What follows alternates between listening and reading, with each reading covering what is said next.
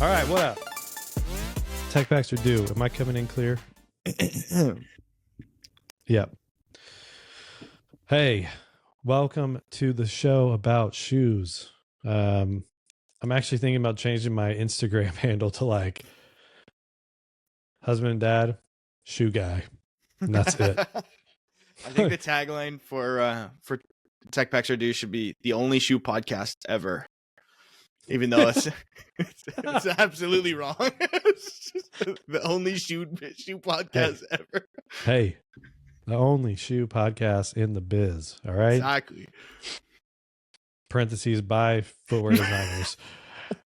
Like hosted by Jake, I'd call it. I mean, man. No, it's great to be here to talk about shoes at a high level. Giving you the behind the scenes, the nitty gritty of how the sausage is made. Yeah, you know, speaking of which, I have seen like, I mean, I feel like I say stuff that is controversial from time to time, but I don't know, man. Like every time I'm on like LinkedIn or something, or I'm on whatever, it always feels like people who are trying to like teach shoes or like do the shoe thing, it always comes across so like businessy. And I'm like, that is like absolutely the opposite feel of like the footwear industry. And I like sometimes it looks like medical sometimes, and I'm like, what in the world? Like, how we're does not anyone selling medical devices? We're not. Yeah, like we're making shoes, like fashion, sport, performance. Like there's also a lot of characters in footwear. There's a lot of characters in footwear. Specifically, I feel like the footwear scene on LinkedIn is saturated with people who just like love having hot takes. Yeah. About everything. Like, man, can we get like a little more fun back into it? You know, can we get a little more casuality? Yeah.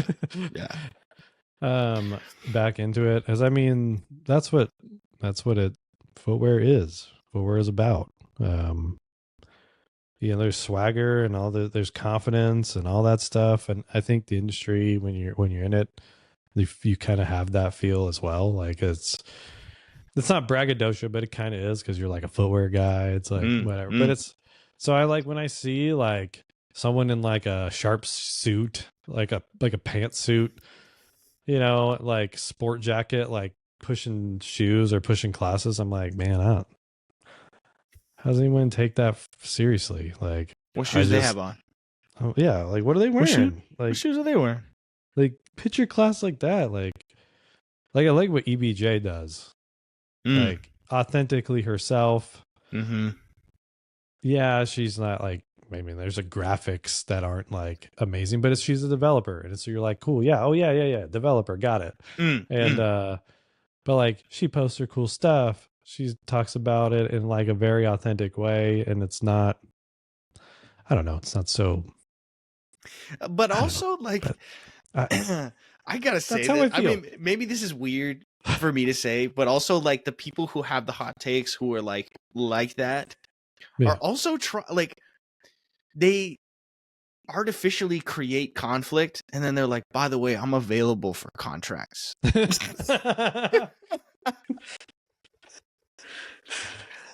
Yeah, they're like, by the way, I'm available if you need a consultant. Hey, it's like, hey,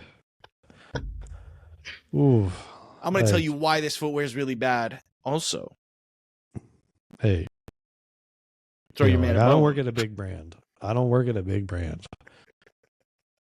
But let me tell you how to size up some lasts. Like, let me tell you how to put some material on this last right now. You know, like, comment down below if you want to learn how you can size a last.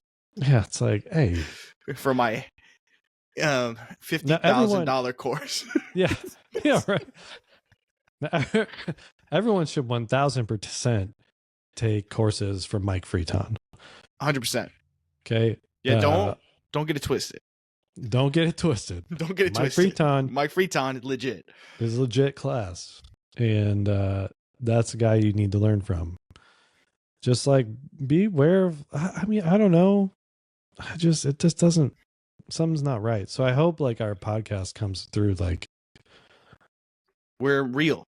Like a real legit like footwear sneakerheads. Like we are sneakerheads, but we do like to draw and make and design and put ideas out there in the world, aesthetic ideas, refined aesthetic ideas, theories, proposals, whatever you want to say. So it's like, yeah, I don't know.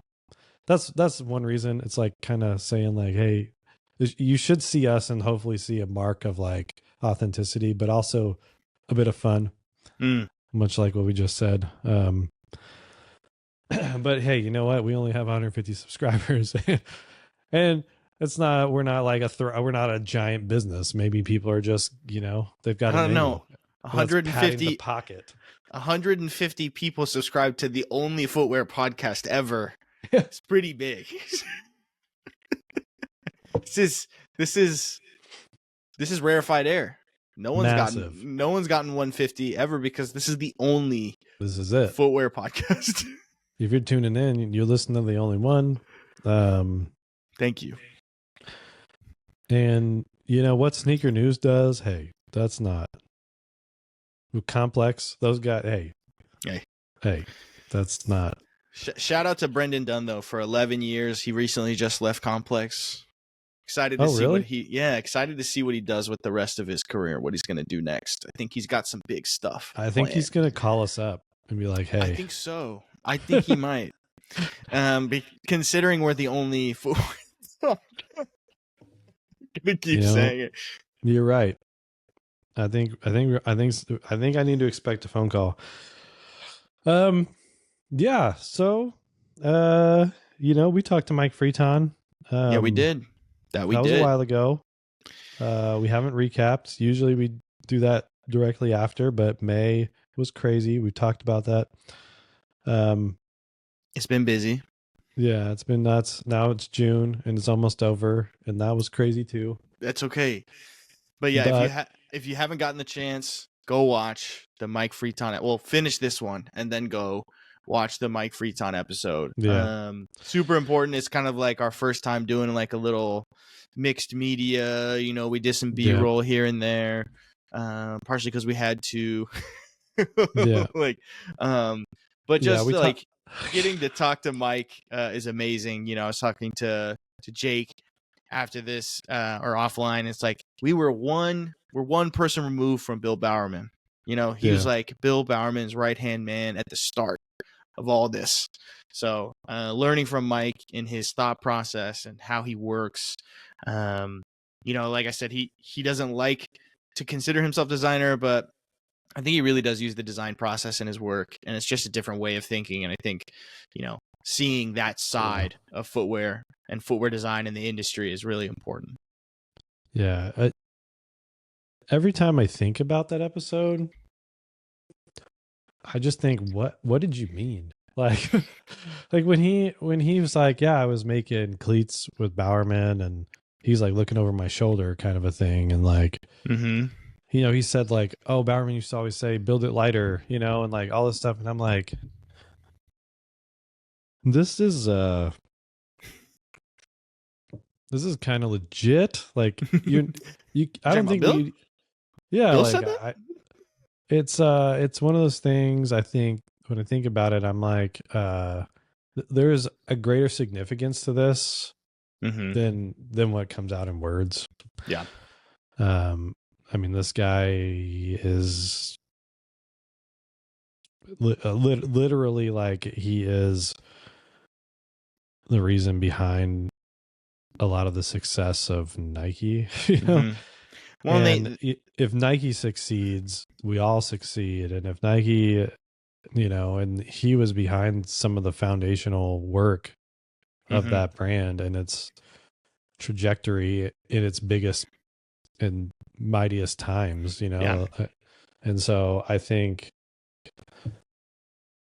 yeah, it was way more significant. I mean, I'm just trying to take in the information, and I think I mentioned it in the episodes. Like, I partially am not familiar with, like, I know him, but I'm not like 100% aware of his career. I'm not 100% aware of a lot of people's careers. Yeah. I had a director once, like, you know, I was just like, hey,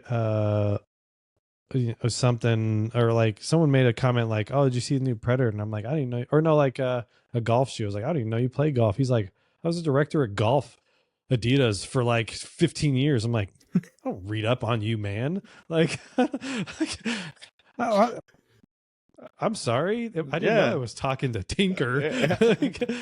like, I don't care. Like, Yeah. and I think that's like part of my upbringing was like very much like, you're nobody from nowhere, and everybody else, like, they're not out to help you. Like, everyone's against you, and so like you got to make your own way in this world. And so like I'm not idolizing these guys. I just wanted to be in footwear, and I worked my way into it. Yeah. And now I'm recognizing that there's lots of history. Yeah. Mike Friton is a nice chunk of that history. He cannot be overlooked. Yeah. He's like the generational, he's like that dude that's just like he's been in every kind of like generational wave of footwear, like the beginner, where it was like we're getting dudes who like shoe dogs, like people who knew nothing about design or shoes, and then getting people who were like previously architects or graphic designers and like, you know, making shoes. And then this other wave of people who are like, they went to design school or went to art school, and then they're applying it this way. And then seeing this other new wave, this new generation of, you know, young design talent come through who like want to be footwear designers specifically, instead of being like, you know, because there's also that wave of designers who's like, well, I couldn't do automotive, so I did shoes, you know? You know, there's also that wave, right? And so, you know, Mike has been there through all of it, doing his own thing. So if you haven't watched that episode, definitely give it a watch. Kind of a generational talent, once in a lifetime guy. He bridges the gap between lots of different generations. He's hugely influential. Worked on the Presto, worked on the auto lacing shoes. He's worked on countless ACG shoes. He's, you know, and he's continuing to do his own thing too. And he teaches classes, like we were mentioning, on dynamic fit. He has consulted with, I would say, every major and minor footwear brand on the face of the earth. Just knows about feet, knows about how they work, knows about shoes, knows about how shoes work and how they're made, and continues to think about them differently. So kind of you know, not a traditional designer in any form or fashion, but definitely uses the design process in his own way. Yeah, I think that he's going to, what was it? Man, I messed up. I don't know what I was going to say. But essentially, like, he's always thinking about like the dynamic fit thing. And I think he's on this quest to like make a shoe that works with the body better than any other shoe. Like, and I think one of those things I want to eventually try to get him on and drill into is like, what were those points of free? Because I think he was like trying to say like, well, free was like kind of a dynamic fit kind of situation. They only took 2 of my 14 proposed ideas, which you hate to see, like, because I would love to have seen like what the purity of that project would have been. But like, I think he's on this quest of like getting the right shoe for your feet that, you know, that aren't designed static, that are designed mobile. And I think he's always going to be pushing that. And it's awesome, and it's different, and it's refreshing. And I think it's nice. He has that area carved out, and no one's like approaching it as hard, as aggressively as he would. Like, a brand, I don't think is ever going to like really go after it. Which I think is, it's awesome. And I mean, I love that what you just said. Like, he's gone through all the phases. The footwear industry, really. Yeah. And he continues. So anyway, dynamic fit. Go take it. I want to take it. Like, I don't know what I can do with it because I've been down that road a little bit with his dynamic fit class. I didn't take the exact one that he's offering now, but right. Let me tell you, it's one thing to hear it and you're like, you get all riled up and you're like, holy crap, I'm going to go make shoes differently. And then you get in and like marketing's like, nah, I just want this shoe though. I just want the updated shoe though. It's like, oh man, like, I mean, I think that's the ultimate test of a designer, right? Is like understanding how far you can push it. Yeah. And also convincing people. I feel like a lot of being a designer these days is like selling your idea and convincing people that like you have the vision. Yep. Because I think when you do that, obviously, I think the era of entirely radical thoughts and innovations is sort of over. I mean, never know. You never know, but I also just think like in footwear, like things were a lot more gimmicky in the 80s and in the 90s, and people were, willing to zig and zag a little bit, no pun intended with Reebok zig. But people were willing to kind of innovate and do things where like maybe a little gimmicky, but like were innovative in their own right and maybe elicited an emotional response from consumers. Yeah. Whether that was good or bad. But like, I think that era is, when brands were willing to take a really big risk on something that's new and weird and quirky is kind of a little over. Like the Spring Blade. Yeah. Yeah. Like the Spring Blade or like the pump or like, Nike's version of the pump and like dueling, footwear brands. I think really the smaller brands, the startup brands are starting to do that. Like instead of it being like a division within a large brand, it's now kind of like you have to start your own thing. Like On is founded off of like sort of a gimmicky thing, honestly. But they've spurred into a giant brand, which is amazing. But I think, where am I getting with this? I think that's interesting because like what you're saying is like, oh yeah, well, it's like when you tell creatives no enough, or you tell them that we can't do that, or if you cut off the creativity enough, I think it's like an industry of creative people that are going to keep like doing things. Yeah. And like, there's always going to be evolution. And I wonder if you're right. Like, I mean, we are seeing a lot of new brands, like, and I just wonder if there's like, because you're saying like, you have the era of like, no one's ever designed shoes before. Like the era of like the grabbing creatives, architects, graphic designers, whatever. And then there's like industrial design becomes like a real like university level thing. Yep. And so then people are like, whoa, like industrial design principles probably design like work with footwear. And then you're starting to get like, right now it's like, I'm starting to see people who are not schooled at all make it in, who like just are really good at designing, like making stuff, or like, or they see that school costs too much and they just like drop out and still get a job because they're great sketchers or they're great modelers. And so there's like this like shift in that way where like, it's not so cut and dry anymore. And then now it's like, well, now you're seeing a brand revolution where there's like, not everyone goes to Nike, or if they do go to Nike, Nike fired a bunch of people, and then they're like ticked off and they're like, well, I'm going to stick it to that person, or like, or someone leaves. And so now you're having this like, not oversaturation, but there's a lot of skilled talent out there. Yeah. I think people are like looking to take advantage of. And some of them say, you know what, like, I think I could start my own brand, or I can do consultancy work, or I can, and I don't know what this means for the future, but you know, I mean, I think of like not only just like Rad where I'm at, or like there's like While on Earth, and there's oh man, can't even think of all like the. I feel like Atreyu is another one that's Yeah, kind of there's like that one. There's the guy who started a running brand. There's like Tracksmith. There's like Tracksmith. That's crazy.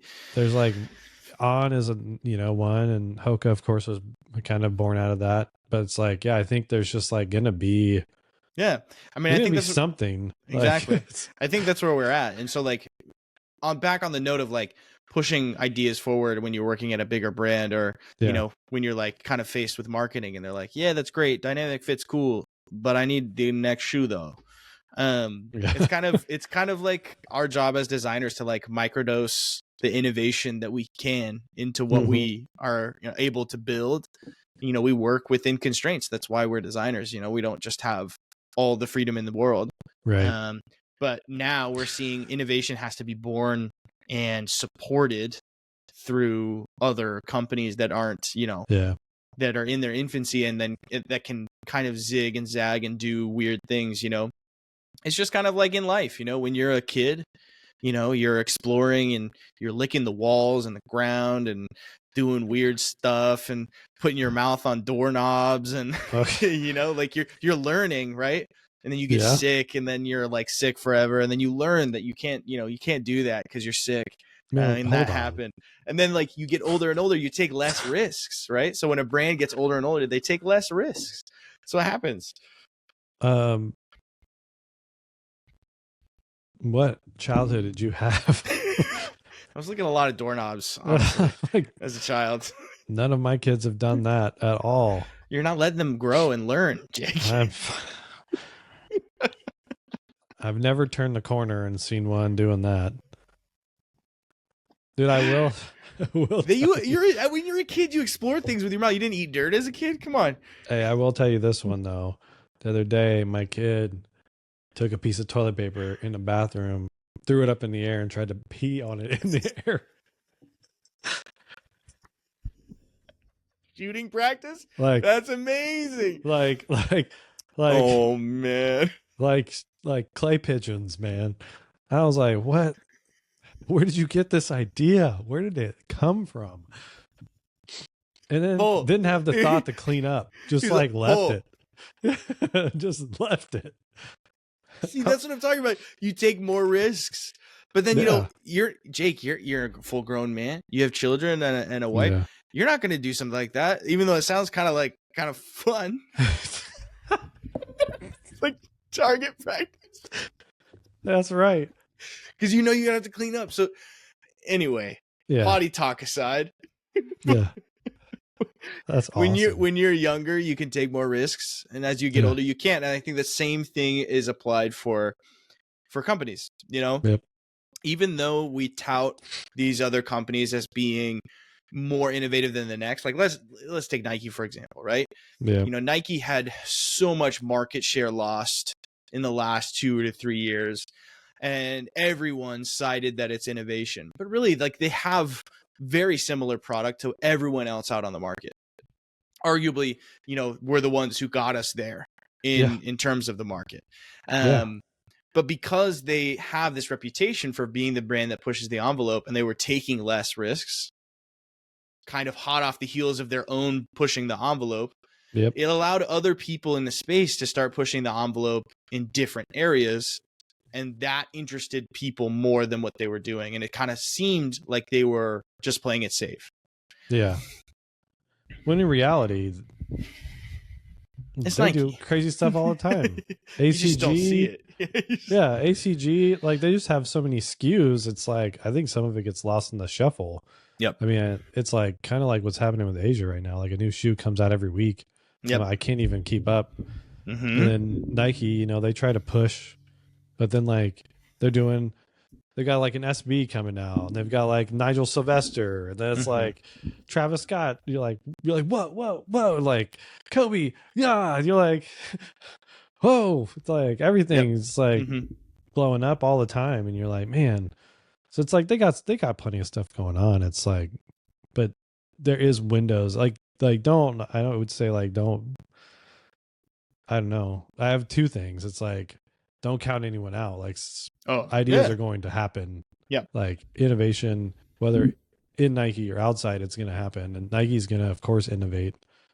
They have all the money in the world. They have all the best people, all the best product, all the access in the world. They say jump and people like kind of go for it, you know, especially on the Asia side, they kind of control that thing. If Nike says, get out of my factory, you might be getting out, like, right. But it's like, so it's, yeah, it's fun. And it's deeper than that. I mean, they definitely could snap their fingers, but they have their own sections. Like, that's just, I was just saying a manner of speech of how powerful Nike is. Not saying that that's like how they run their business, but right. You do hear things about like in the 90s where they would like buy peg space in stores. Oh yeah. So that other brands couldn't even like get in the building, you know, like they would they would buy out space. But yeah, so it's like yeah, I think we got it. But then I think when you're a designer and you're in that space, and you're trying to convince people, I've met people who are just like undeniable. Yeah. Like there's only been a couple of them, so I don't want anyone thinking they're it. But like I've met a couple designers that, when they bring an idea to the board, oh yeah, it's so refined and good, and the quality of thought is high that it's like undeniable, and you're just like, yeah, that's what we're doing. Like, yeah. I got a buddy at Brooks that's like that, and it's just literally just one guy. Like, I don't know anyone who can just like transcend, somehow be so thoughtful in every facet, like development, product line, design, and innovation, and just like infuse it and just be like, here's this thing that is like completely beautiful and new that no one's thought of before except for me, and I've thought about every nook and cranny of this thing, and it's ready to go, and everyone's just like, so we're gonna do that. Yeah, you're just like, dang, like it's still that way, like where I think he comes to meetings and he just kills it. So so that, you know, that kind of covers a little bit of that, little Mike Friton. I just think I just love that he even exists, that he's still doing stuff, the right place, right time guy, and a good guy, you know, just like salt of the earth at the right place at the right time, a very creative company in the most creative times. That I would want to say that in that they aren't that creative, but it's definitely more levels. Like he didn't have to like fight as hard. And so, again, like still infancy, right? So still a little bit more leeway, things that you could do. And then the fact that he's like, the way that he kind of portrayed his time there, like it wasn't ever like he was like, this is my idea, I'm holding it. He's like, hey man, here's this idea, go take it. Yeah. Oh hey, Scott, here's this one. Hey, you over there. Yeah. How about this one? And I think because of that, he has such a beautiful reputation in the industry for just being the man, a giant. Yeah. And someone everyone turns to. Could have been a different story, that's for sure, if he, you know, wasn't who he is. Nothing but the best stuff for Mike, and I just want him to be successful, and I want his studio to thrive, and I want everyone to take his classes and learn. I would love to see like non-footwear people take his class as well. Like this is like a inspirational trip or something. Let's transition, I guess, to Seth. The hottest episode, the newest episode off the block. He's again, outside of Mike, the designers have all been kind of like at my level. And I hope everyone's getting a feel for like what we're trying to do, the picture we're trying to paint. Like I've asked, with the exception of Seth a little bit, like I wish I could have dove in. Like I've asked similar questions to a lot of the guests. Like, I think one thing that keeps repeating is like how they deal with like poor critique or, you know, when their ideas aren't well received. And I liked that portion of Seth's as well. I think he had an excellent insight into like, I think I'm going to post it as a reel if I haven't already. It's a 2-part reel. But essentially it's like he was talking about like, hey, you know, try to take the personal out of it, you know, like if director level people, if leadership goes to a summit, have a meeting, come back and say, hey, we need to talk about this thing. They don't tell you what. Usually when they come back and say, hey, we got to talk about things, it usually means like, hey, things got to change and you've got to spend more time on this. You've got to refine it. You've got to sketch more, which is like, for me, and I'm still working on this, is like the worst time. For some reason, it's like a block. I hate it. I hate pushing an idea to a certain level, feeling like I really took everyone's input and got it there. And then like people just being like, oh, well, we got to change this. And like, I'll move this collar line and like, I'll do this thing. And like, oh, I know you designed this shape, but we're going to change the whole thing. Like, it's like, you know, sometimes it happens before you even develop the shoe. Sometimes it happens at rendering stage, at like final presentation. Sometimes it does happen after your first round. Yeah. But it's definitely like one of those times I just like, internally, I just don't like the feeling. And I'm trying to get over that. I'm trying to figure that out. It's been like it's been a career-long pursuit of my career, is how to like deal with that. And so I definitely ask everyone those questions because I want to see what people and other brands are thinking. Yeah. So expect more of the same.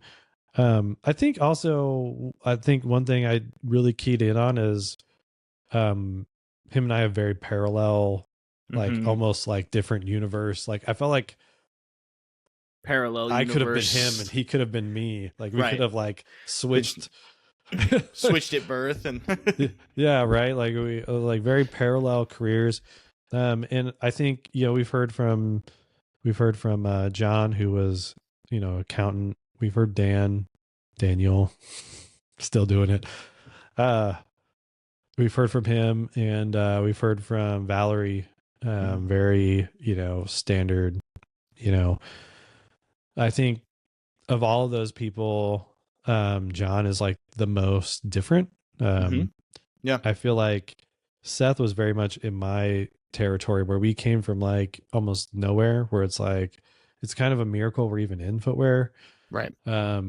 Whereas like Dan, you know, kind of killed it, was killing it, came from like an industrial design type of family, was killing it there. He knew he wanted to do this. His brother was doing it, killing it. Yeah. His brother helped him out, who also was killing it in the same program that he came in and killed it. Yeah. And it's like, oh, he's doing great now. Got it. John was like, you know, he had to find it and become something in a very quick and meaningful way. And he did it, and it was crazy. Yeah. Valerie's like, oh, like I'm just a virtuoso. I just kind of like low key. I just am amazing. I just like do the thing and it's good. Like that's basically like her thing. It's like, okay, come on. And then you know, whereas Seth, I was like, oh, it's like kind of mirrors the journey. Like it's also the path most traditionally trod, right? Like at least right now, where you go to school. Yep.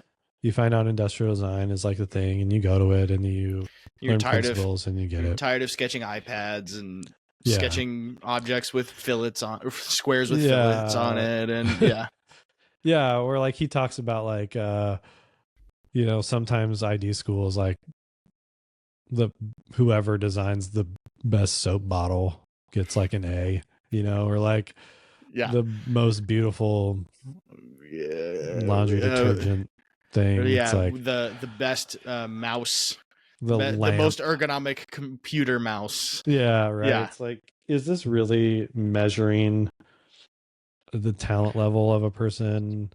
I don't know. But so he like, you know, and then he recognizes footwear. Obviously gets the same thing, and his professors actually helped him, where mine were like, well, you had very that much. I'm like, oh, cool.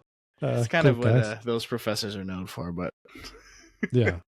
So, but yeah, so like he kind of had that, and then I hope everyone recognizes that, like, you know, everyone is working really hard.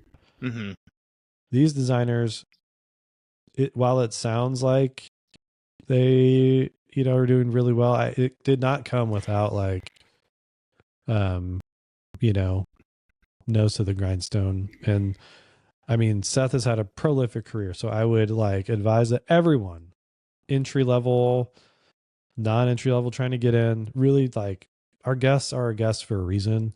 Yeah. And I want everyone to learn from them and hear them.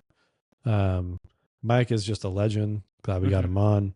But these people are in right now. In the not so distant past, they got in. Yeah. And they're telling you how they did it. Like, yeah. And then sketch session, I think, was legit. My phone died. Ran out of space working on that. But I think again, like I love watching these people who really know the product. Yeah. Sketch it again.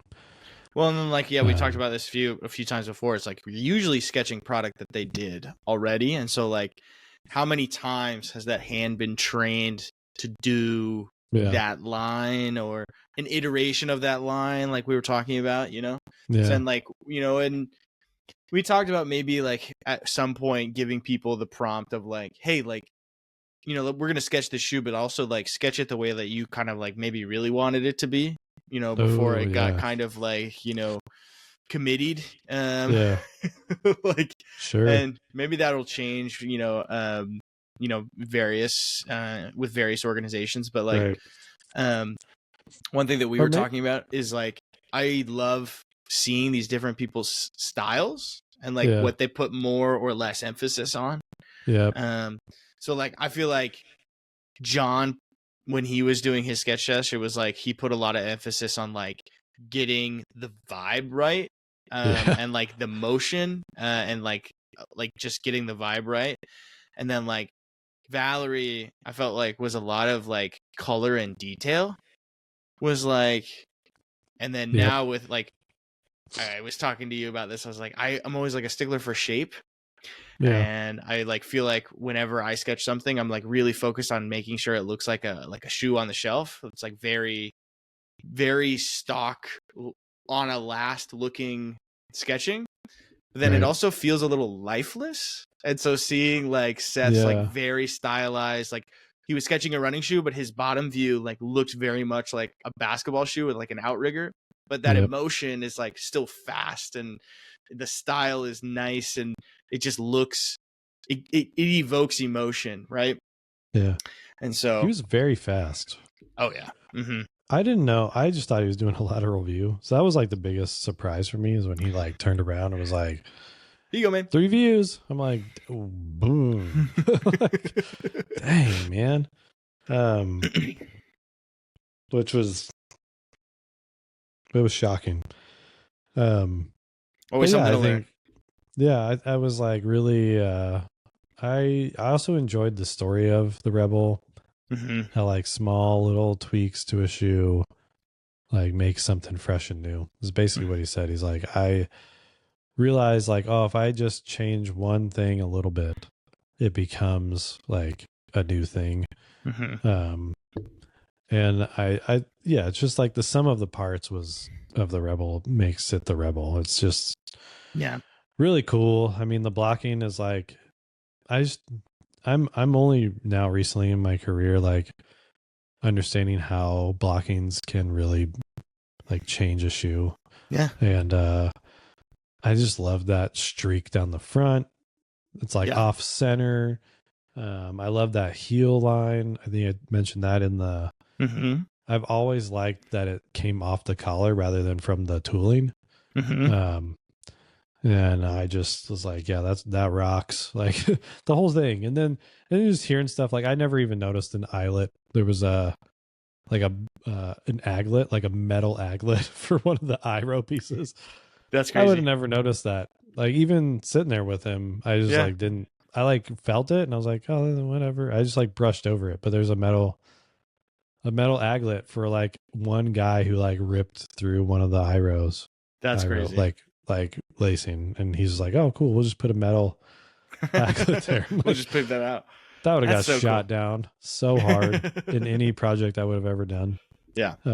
At Brooks, but yeah, so it's just, and it did. I tried to put metal aglets in a shoe in a Beast, and my Beast 24 that's out right now, but got shut down. But I got a cool heel clip on that bad boy.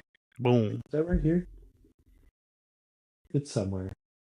We mentioned we'll probably have Seth on again at some point, but I would have loved to talk to him because I feel like his Rebel really marked a shift for New Balance. Like, he was there when New Balance kind of started to receive all of that like lifestyle cachet money, you know? Like, he was there when that was happening, and then like New Balance was reinvesting it into the business, and I think that really helped them in a big way, kind of get to the point where they are now in the performance run space. Yeah, because things were a little laggy there for a minute. I think he was there when they really started to go off on their own, doing the cell stuff with the 3D designers that they have now, and they've really kind of just went off in their own little space, which is pretty cool. But he's, and I just feel like there was so much more to talk about. Like, I didn't even get into like what inspires him creatively. We got little snippets of it where it was like, oh, well, I heard shift on a design brief for the season. And I thought, well, how can I do something that shifts? And so there's a little gem that's like a holographic that shifts, like fuel cell to New Balance, blah, blah, blah. So it's like, like it sounds like he hears those things. He definitely designed into the nuance of the Rebel. We looked at the Fresh Foam more. We also looked at the Minimus, which I think was super cool. The Minimus is worked cool. on it. Yeah, so it's like hearing how he approached the Minimus was cool. It's like there's so many things I want to drill down on. So he's coming back. Like, I'm 100%. I feel like I didn't do the best job at talking about everything, but I will bring him back. We will catch it for sure. All right, so now it's just like, I think we just move into like where we start freestyling. We can't obviously go back and watch the episode with Seth. With Seth, and, yeah, check out sketch session and whatever. I'm gonna do some sketch sessions too. We got lots of stuff planned for the summer. We just got to keep rolling. Working on guests. We gotta like re-up our guests as well. We gotta if you want to be on the podcast, please reach out. Let us know. Get you rolling in. Yeah. But I do like to do sneaker news because I feel like, hey, like we're in it. We have a different perspective, I think, on shoes as they come out. Yeah. We're not like just the online crowd is just saying like, yo, that's trash, bro. They're not saying any of that stuff, like, because we realize that there's like, 40 people behind every shoe. Like, it's like people's lives. So it's like, I'm not on there like ripping people apart. I will talk about, maybe we should open the box. Ooh, okay. Should we open the box? What's in the box? I was gonna say we can't get too crazy on the freestyling because we may have to scrap it like our secret episode. Oh, come on. So what happened was simple. Colin made a statement about Jordans that I did not agree with, and then I said something that I agree with myself, but I don't know if I want people to hear that I think this. But only because the Jordan line is like is the most significant line, and so I feel like it can't be talked about lightly. Yeah, it's like The Simpsons. It's like the longest running. Yeah. Like, and number one, like, who am I to say like what was going on when these shoes were designed? Who am I to be like, yo, that's not good, when I don't even know the full story? Yeah. But there is a point at which I'm saying like, I just no, I don't even know if I want to say it. The the point is like I want to work out some more of that stuff before like coming into it, because it would be nice if like, oh, we broke down the Jordan shoes and tried to get the actual story from the actual people. Like I would love to have like a 1-pager from Dwayne about what is just like bred into his 2 Jordans, or like same with Tom, or whatever. So like, while maybe, and that's why it's a secret episode, I don't know if I vibe with these things aesthetically. Well, it all stemmed from me being like, Jake was like, we should do a ranking. We should rank the Jordans. Yeah. And I said, we should not rank anything 1 through 15 because it's dead, because people have done that for years. I was like, I think really it would be amazing if we ranked and design reviewed 16 to current day, to present day. Which I think is a great idea. And we will do that. We will. It's just like, once we kind of like started rolling into it, we kind of like half did it. And I was like, man, I'm just saying things. I am saying a lot of things. So we weren't adequately media trained for that. Yeah, man. I don't know. Like, I don't want to it's just a big line. It's the biggest signature line. It can't be just throwing the biggest signature line down the toilet. Can't do it. You can't say that. Like, it's such a historical thing. Yep. Some of them had major impact, some of them didn't, but it's like, it's still the biggest line of shoes, like all time. So it's like, I think more justice should be done to the biggest line of shoes. Yes. Speaking of which, let's just talk about it real quick. Maybe we can do like 5 minutes or something. Yep. Flight box. If we can ever do something for 5 minutes. I got white cement force. A little white cement action. Which I think the 7 weight between like I got this under the and I think between this shoe and I don't know, a couple other shoes, I just feel like if I were to like pick a shoe that I think is like simply like near design wise, and I'm not trying to say like aesthetics or whatever you want to talk about, like there's an extreme amount of like 80s 90s vibe. This is like a Game Boy. Like I look at it and I just feel the era of which it was designed, right? I was telling you, every time I see it, it just reminds me of that one movie with Sinbad, the first kid. Yeah. Just gives me that vibe. Hey. Sinbad and I once got into it on Twitter, back when Twitter first started. No way. What? Oh, yeah. Yo, this is insane lore you're dropping on me. I was like, one time I just hit him on one of his things he commented on, and I was like, yo, dude, I don't agree with you on this. He's like, I don't like you. And I'm like, okay. Okay. Hey, and then you were like, why don't you go evade your taxes over there? I'm like, Sinbad, chill out, brother. I am nobody. You are talking to nobody right now. No, it was like, before everything got, on the cusp of when everything was getting like really political. And I feel like, I don't know, before 2020, before maybe 2016, even, like it wasn't like all that, like people were political, but it wasn't like as hardcore as it is now. But man, it was like getting there, and I just said one thing, and he was like, get off me, get off my, do not follow me anymore, and see you later. And I was like, wow, man, I didn't even think he would see it. He got a lot of followers. the first footwear designer to get blocked by Sinbad. Yeah, that's right. So anyway, let's get back on it.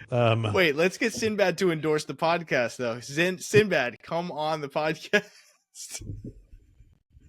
Oh my gosh. Am I about to cut this? I might cut this. All right. So, anyway, in terms of, so 90s vibes, got it. Nike Air on the back.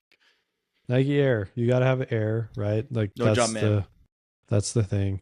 But as far as like design principles of the shoe breaking down and like how it's designed, to me is like as close of a, like, I don't know, perfection as I think you might be able to get in a shoe design.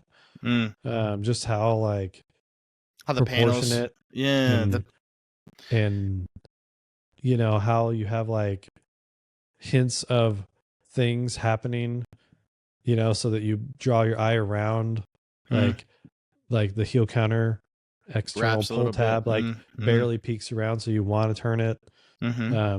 Everything's kind of like broken down into like a third or even a fourth, like you kind of get force in this shoe a little bit. You know, you're getting like performance hits with like whatever ventilation that's probably not actually ventilation, but whatever. But it's like screen door mesh. You know, and with the Era, probably like one too many eyelets. Yeah,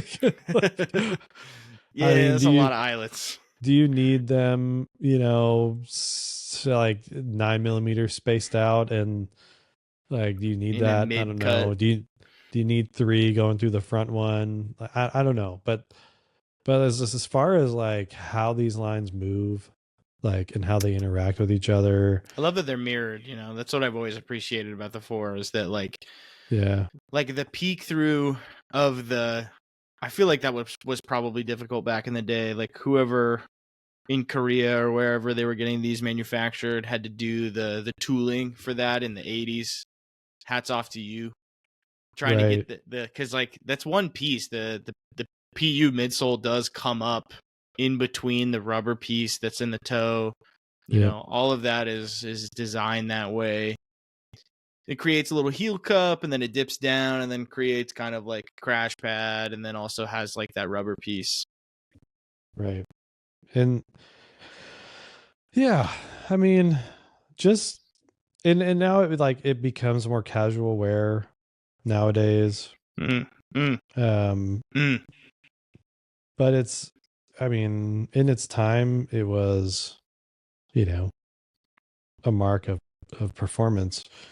I also really just like how clean that tongue is. The stitch and turn does not does not come up and over, kind of like this stitch, the collar stitch and turn is doing. That's how originally that they used to do them. This is like almost a recent thing that they went back to the stitch and turn like that. Like the older style is kind of like the kind of more sloppy version. The stitch and turn is like cheated towards the inside, so you don't see it as much. Yeah.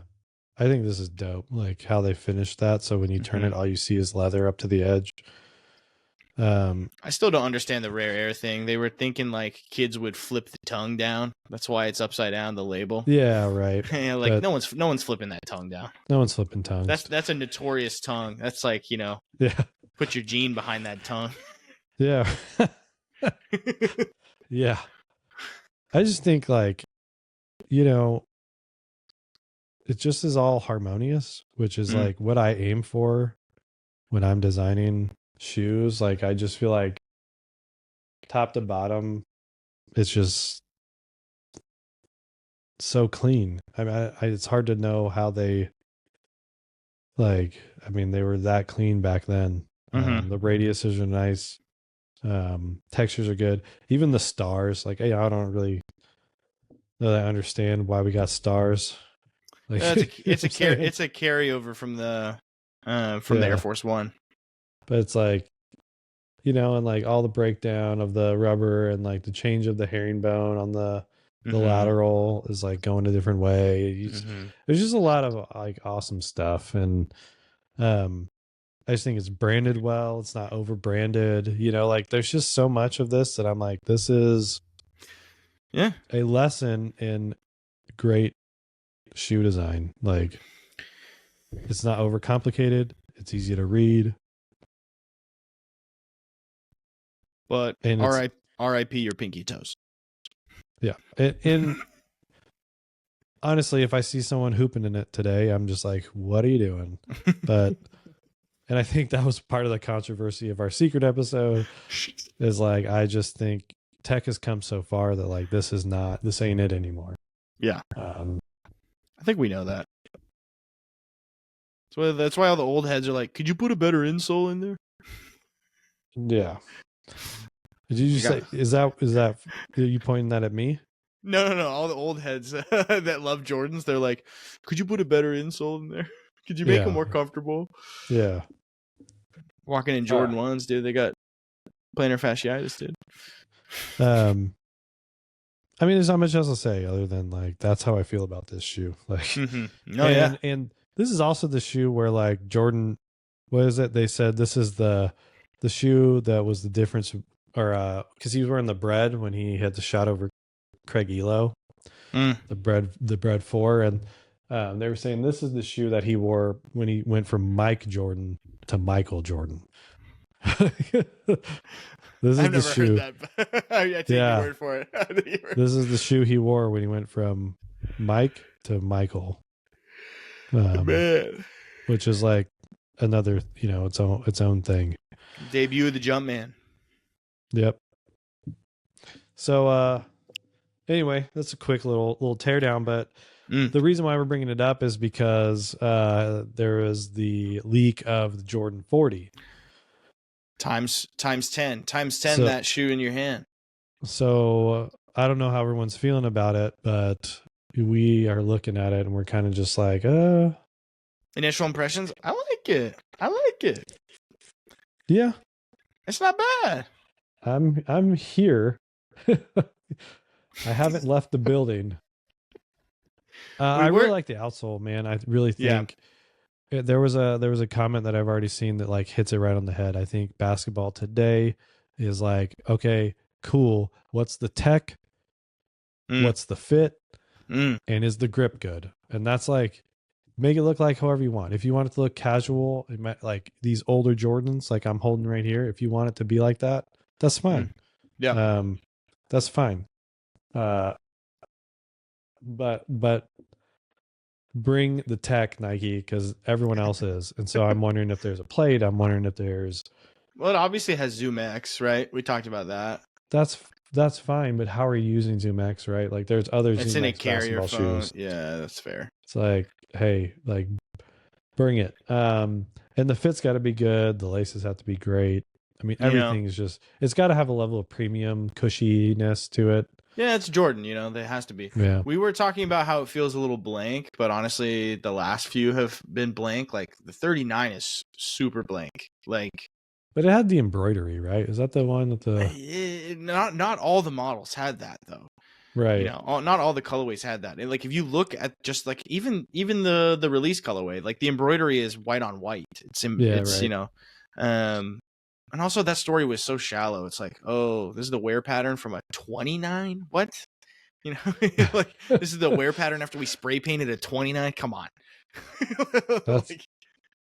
I didn't know the story. Again, that's the thing. Like I can't comment on the Jordan line, man. There's just like things that are happening that like we can't even, it's like you can't even perceive. You can't know what's going on. Regardless, the 40 I like the 40 a lot. It's almost like someone put the 15 back in the oven, let it crisp up a little bit. Yeah. It's got a little like fog vibes going. It's got a little bit of, I mean, it's almost like I don't want to say it, but it's got a little Adidas vibe. We did talk about this. It's like it's a little fear of God, little, it's got Jerry Lorenzo sprinkled on there. But it looks good. Looks simple. I like it. So it's probably. I want to know why the stitch line random, like the random, like. Yeah, I wonder what they do with that top stitch line. Like what's going on right there. Yeah, I wonder what goes on. I want a pair. Hey, Jordan 40 years, man. 40 years is a big deal. Expect like crazy marketing coming. Expect this to be $280. Well, I don't care. If you want a Jordan 40, you're gonna buy a Jordan 40. But it's got some SHAI vibes on it too, a little bit. Yeah.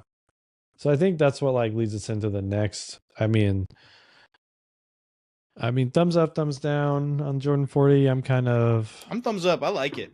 I'm kind of. I don't wear Adidas anyway, so obviously this is like an opportunity. Yeah, I'm a midsole guy too, so I'm like I really care about what they're doing in the chassis. Let me see that. Let me see that cut in half. Yeah, like give me the exploded view, man. I want to see what's going on. I do like the straight up like arrow down the side. Like that's why I'm looking at the tooling, because I'm like, oh yeah, like that Yeah. cut up the traction looks pretty sick. Mm-hmm. Interesting stuff. Tell me more. Mm. It's a TBD for me, I think. Big TBD. Mm. But Not that to be also gets confused into with like TPD. yeah, TPD. That gets me into like the HALI. Mm. I think there's like other shoes. On the secret episode, we talked about the HALI, and we talked about the SHAI. Yeah.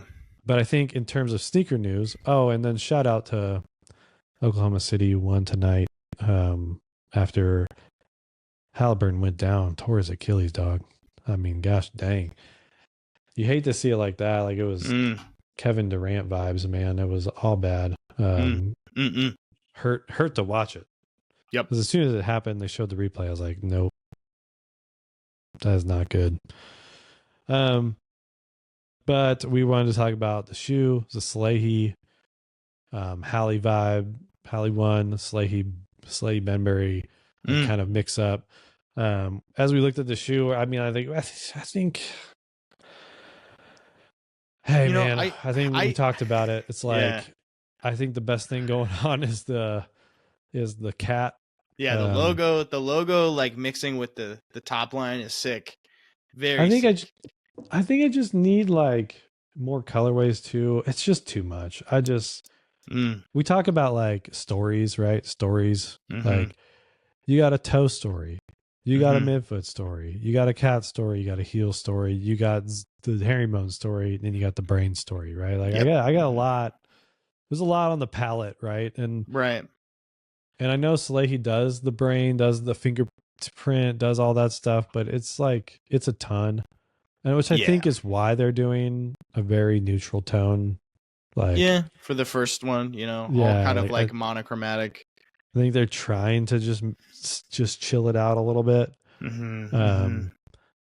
But it's, I mean, I just don't really understand the midfoot overlays, like all the oval thing. Like I don't think it mixes well with the brain motif on the, Yeah, right. There's just a lot of mixed things, and then you have like a zigzag stitch down double toe tip cap thing. Yeah.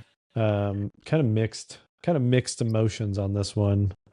Yeah, and I think I was saying in the last one too, like it sort of looks like that Jordan Delta shoe that came out a little while ago. Yeah, the Jordan Delta. Like it doesn't really look like a basketball shoe to me in a way. Like it almost looks like a lifestyle basketball shoe, like, and that's exactly what the Jordan Delta was. Like, it was like sort of kind of basketball vibes, but also sort of kind of just a casual shoe.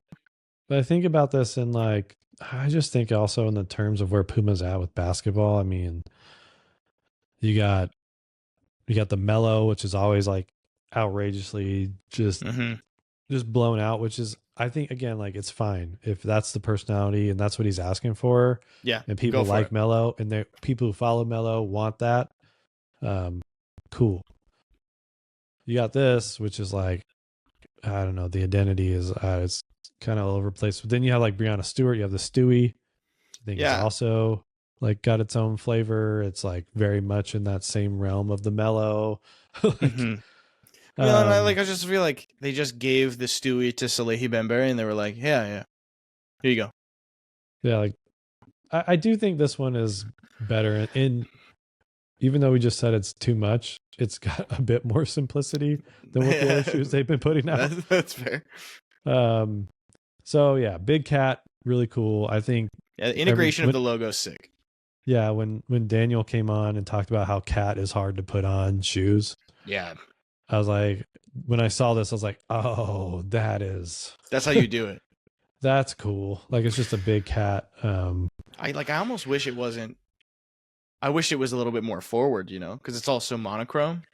Yeah. I feel like you have to make it monochrome because there's so much going on. But like if they just let that, do its thing. And there's one thing too, and I think we'll talk about with SHAI, is like when you make a signature shoe, or you make the first model of a shoe, like the thought sometimes is like you either nail it, like, oh, this is like boom, like first shoe, boom. Or you like do one because you have to do one. Yeah. And it's get like out of the way. you're trying to figure out this athlete and where it needs to go for the next one. Yeah. So it's almost like you wonder if the next one's going to be a course correction. Like, I feel like they did it with the Zion, but like I feel like with the Zion, they like did just release one because they needed to release one, and then like every single one's been a course correction almost. Like they're so different from generation to generation on the Zions. Yeah.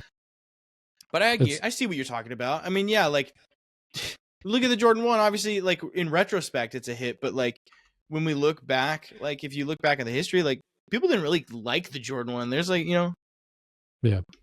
And and the signature line was reinvented every time. I mean, yeah, 100%. And you had to. I mean, it was like people were thirsty. I mean, man, every Jordan that came out was like incredible. But back to this. Yes. I think overall, I'm like, meh. I don't know.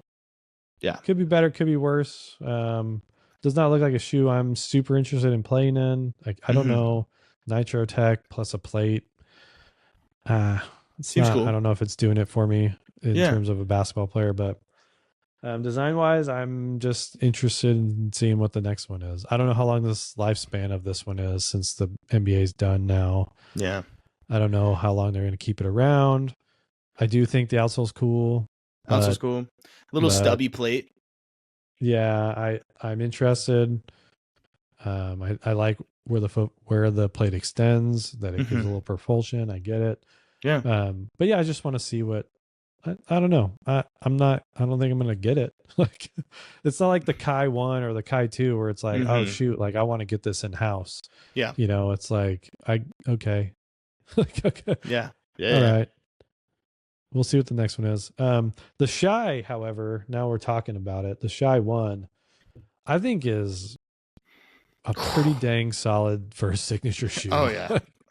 Dude, I mean, if you want to talk about materials not being necessarily like performance, whatever, like, dude, it just looks like nothing you've ever seen. It looks like it just comes like, it looks like I want to wear it. It looks cool, man. Yeah. Like, and it's like, it is definitely outside the box. Yeah.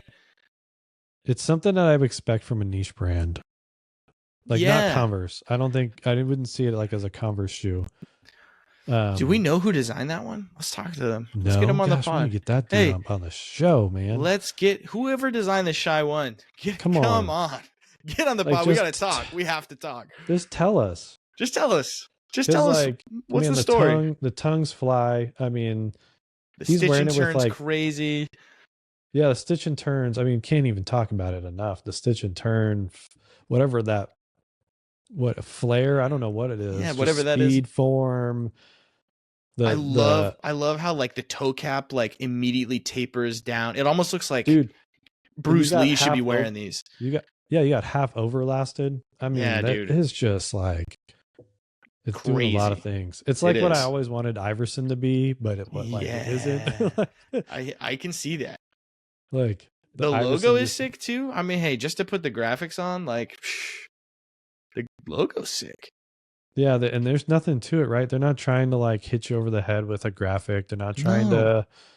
I mean, some of the shapes I would do differently, especially in the heel. I see those two clip pieces. I think I would probably reshape those a little bit. I might do a sketch over where I like edit this. Yeah, this might be controversial, but hey, we're the only shoe podcast, so there you go. Ever. I do love the tongue where it gets up to the top and swoops down. Yeah, and then splits. Everything about this thing is just like, I don't understand the traction, but I don't care. I'm sure it works. I'm sure it works really well. Yeah, like I will say some colors work, but I think the monochrome colors work the best. Like I just peeped like a half and half colorway that I was like, man, is a little bad. But I mean, some of it is even like, oh man, I'd have to get it in hand, right? We have to do like a little review, but I mean, man, it just feels like it's premium. They they pick the right materials to go over the foam for the package of the stitch and turn. The other material that's sitting next to the stitch and turns really nice. The rubber is blank, and it's just like, It's just matte finish, matte finish, matte finish, matte and finish, and all for 130, dude. Come on. Oh, dude, it's crazy. And it's a Converse that's got zoom. Wait. It's got zoom in the forefoot.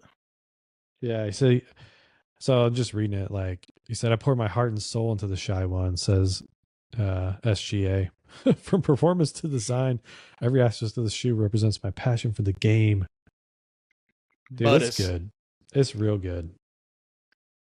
I mean, and he's MVP, and he's just an NBA champion. Yeah. He dropped a lot of points. I think it was like 27 into this victory. Cash, dude. That's cash.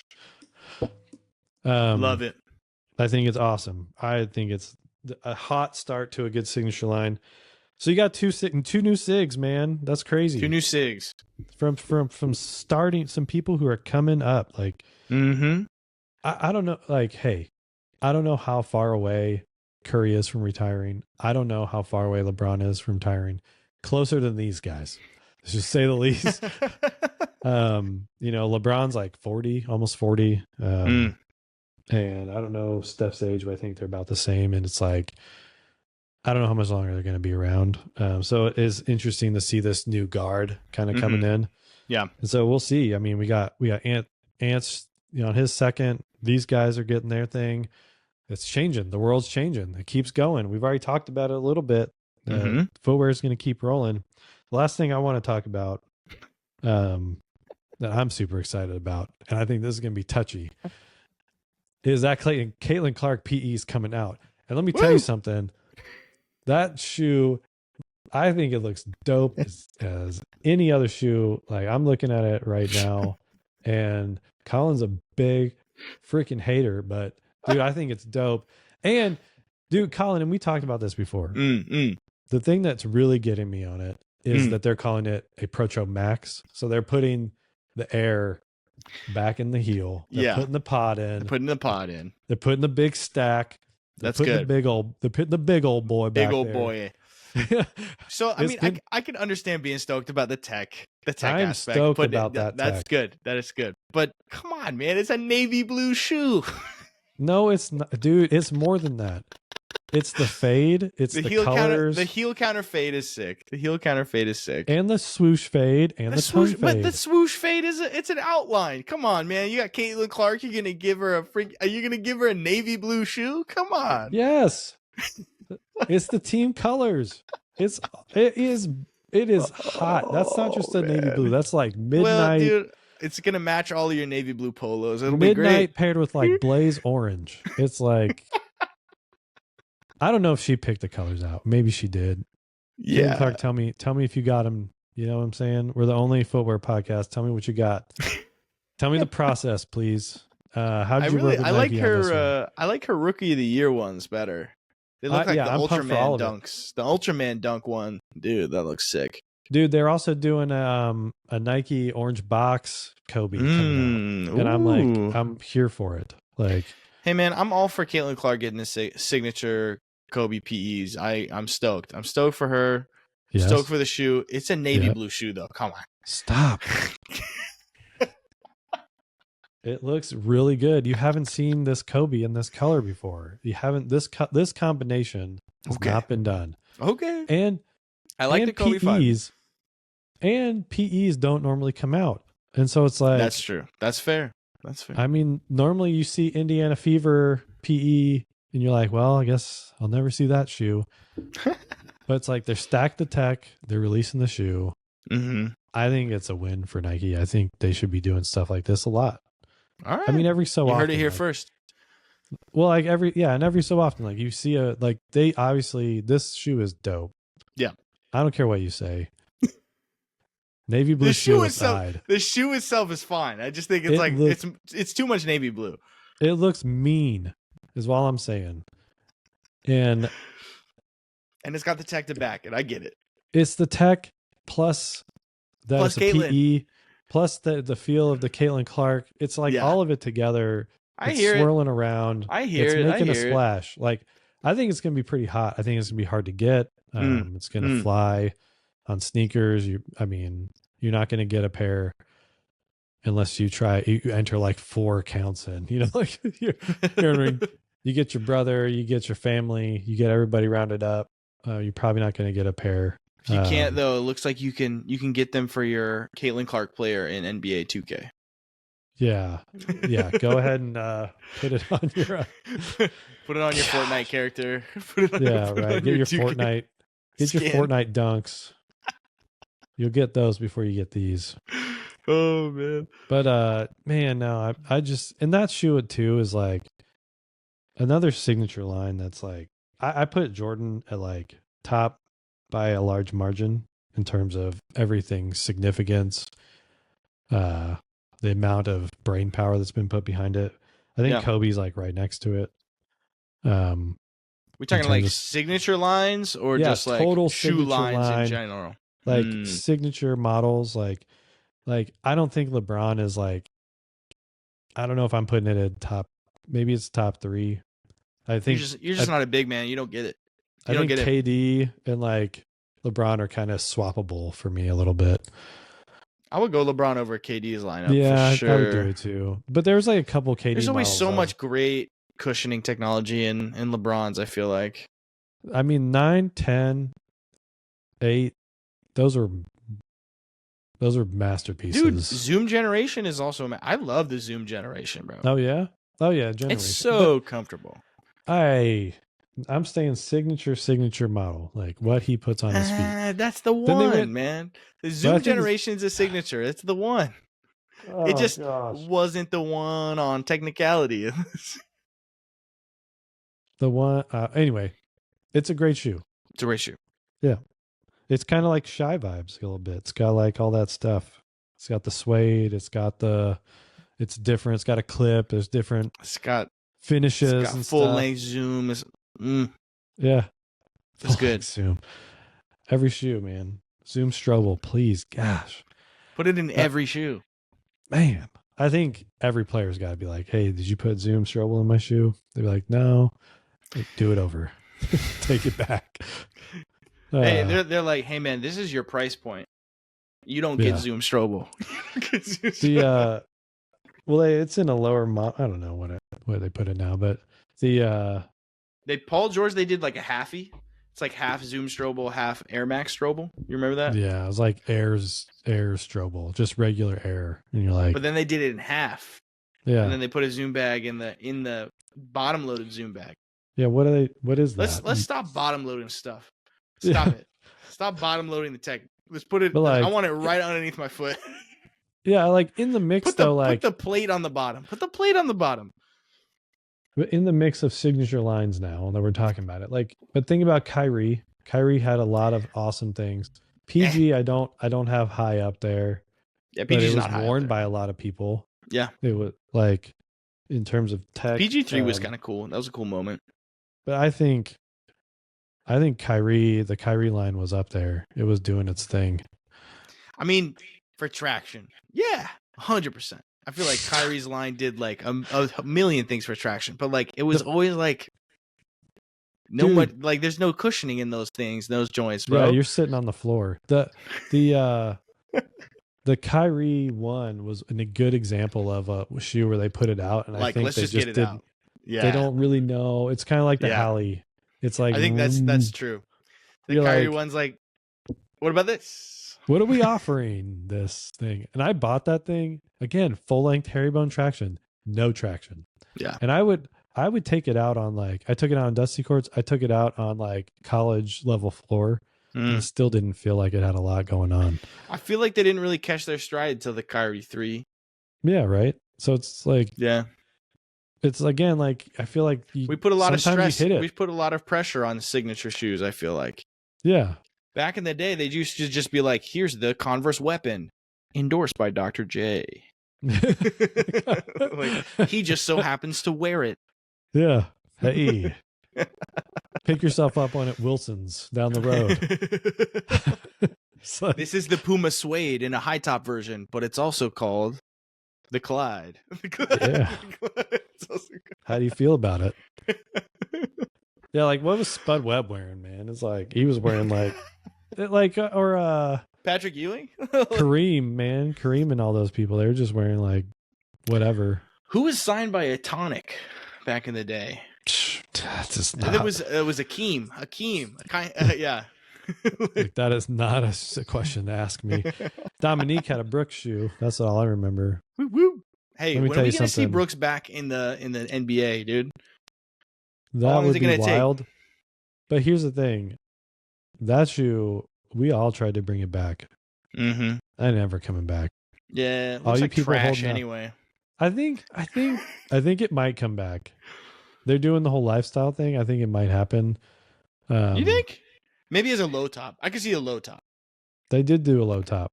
Mm-hmm. I think I could see a low top, but it would have been best if they did it in the peak New Balance 550 era. Sure. So that was like 3 years ago. I think it's going to come back, and I think it's going to be legit.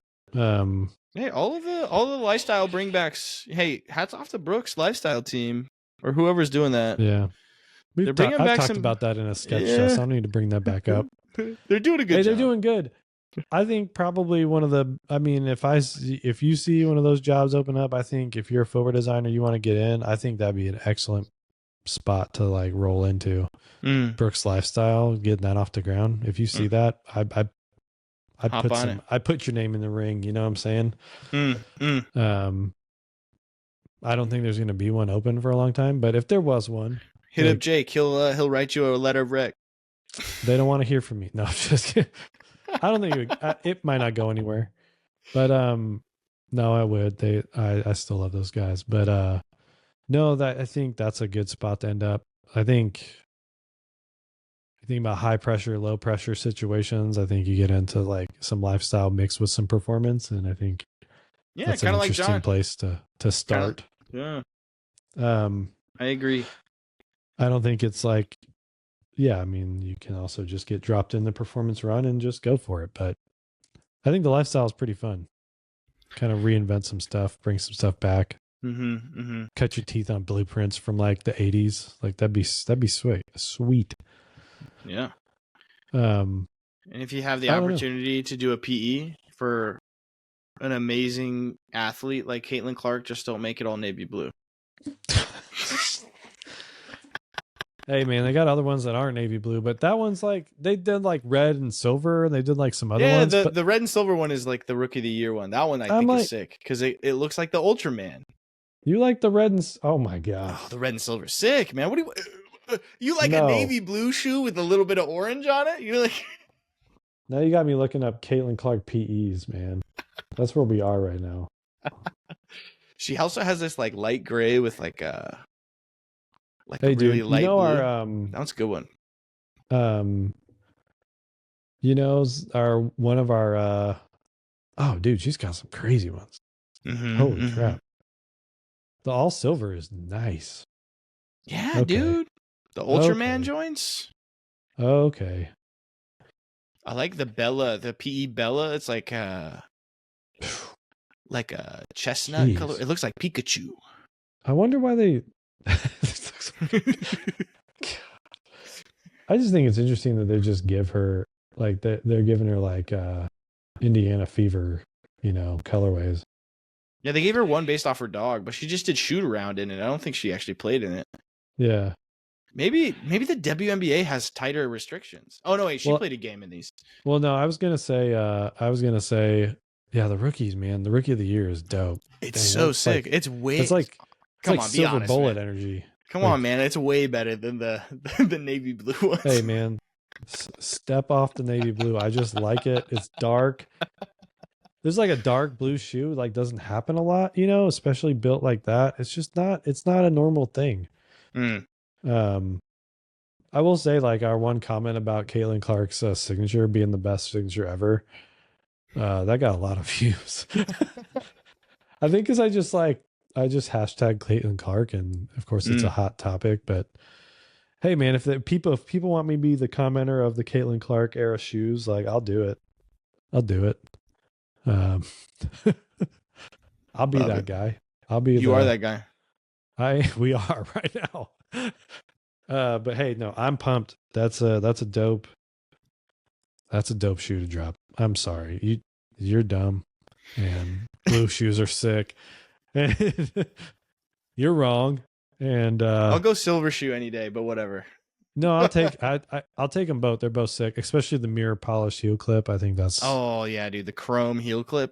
Anytime you're putting chrome on a shoe, let's talk about that. Let's talk about that. There's not enough chrome. There's not enough chrome on shoes these days. Come There's on. not enough chrome on shoes. If you hear me, if you've got an injection molded part on your shoe, you better chrome that thing in one of the colors. I don't care if it's all of them. Chrome it. It's just chrome one of the colorways, please. Color designers, hear me out. Get it vacuum metallized and chrome that thing. Yeah. It's like, this is your announcement, man. Chrome out that stuff. It's 2025. It's the era of chrome. Shoes. Come on. Hey, dude, I tried to do a chrome path at Brooks one time. I tried so hard. Like a jewel chrome path, dude. No, just like, you know how they're doing the path out of the tooling? Chrome. Yo. Like a film, a chrome film. I was like, hit it. Hey man, that's another thing, bro. We need more jewel logos. You think so? Bring back the jewel logo. HF Jewels? Talk about it. Hey, as long as it's not the Air Force One jewel stuff, that arrow was sick. What are you talking about? The little itty bitty, the one that's sewn in. That looks awful. It looks great. You don't know. You're not. It's okay. Air Force One. You like navy. You like navy blue shoes. Get out of here. Air Force One jewel is not good. It is. Yo, the Air Force One jewel is terrible. It's so good. And you have to get the right color.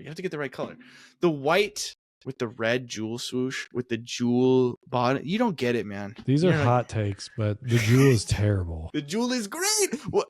Yo, I'm about to crash out. The jewel is amazing. Cut the podcast. Cut the show. Cut the podcast. Cut the show right now. The jewel is the best. Hey, did you know they did a big jewel? They did do a big jewel. Dude, the jewel Air Max 1, though. Look, man, the jewel is placed in the most awkward spot. It's just like it's not it. It's floating. I'll give you that. But it looks sick. I'm going to send you a picture of a guy wearing some Air Force One jewels. And they look, I don't need to see it. I know that they look sick. It looks like he's wearing clown shoes, man. Oh, okay, maybe they didn't grade it well because they spent so much money on one size tooling. You think that's what happened? They're like, oh man, we really got to use these jewel swooshes. We don't have, we have to amortize the cost across all the sizes. So size 15 looks like a baby swoosh. Hey, here's what I want to say right now. I don't think there's any situation where Nike cares about a jewel swoosh being not sized right. I think they would be like, scrap it. Dude, we're gonna do whatever we want. The Supreme dunk with the jewel swoosh? Come on. Jewel swoosh is not it. All right, tell us in the comments. Comments. Hashtag team jewel swoosh. Team jewel swoosh. I'm going to make shirts. I'm going to make shirts, and then I'll find somebody who will make a 3D jewel swoosh, and we'll put them on the shirts. Nah, man. And then we'll get a lawsuit. Get somebody in here. Let's get somebody in here who wants to talk about why they put the jewel swoosh where the jewel swoosh is. Like, give me the, you know, what did they use? One of those Fibonacci. They eyeballed it. They went like this. They went Fibonacci things, or was it the intern? Like, I just need to know because it's not. They just they hit up the intern. They're like, hey, we have so many of these jewel swooshes. We got to figure out what to do with them. That's not what happened.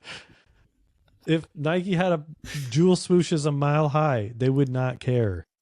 They would not give it two craps if they had like a stockpile of jewel swooshes. They wouldn't just be like, make any old jewel swoosh shoe. This one is just so awkward, man. It's dude, I think they look good, bro. They made a Cortez with the jewel swoosh. Dang. Cortez. Where's my team? Where's Team Jewel Swoosh at? Where's Team Jewel Swoosh at? Hey, pull up in the comments, Team Jewel Swoosh. Okay. All right. You can do Jewel Swoosh. You can do Caitlin Clark Sigs. Hashtag Navy shoes. You hashtag could be Team Navy shoes. Team HALI, Team SHAI, whatever you want to do. Team Navy shoes. Where are we at? Hey, you can be any team shoe as long as you're also Team TPD. That's right. Team Tech Packs are due. You need to subscribe, like, comment, share it with your friends, share it with your mom. Send this to Caitlin Clark and let her know I don't like her navy blue shoes. That's right. But I like her Rookie of the Year shoes and her Dog Bella shoes. Yeah. Awkward conversation. No. Not awkward conversations. Just, we talk about the good stuff. This is stuff people aren't going to talk about outside of us. That's for sure. Hey, I don't care what happens. That fade, the yellow to the orange fade on that Caitlin Clark shoe is tight. Okay. Blaze orange laces. I'll take it. And then we'll see what happens with the Jordan 40, right? And that's an episode. And that's a wrap. That's a wrap. Oh man. All right. Well, I don't know what else there's to say. This 90 minutes of Tech Packs are due. Everyone's going to get their fill.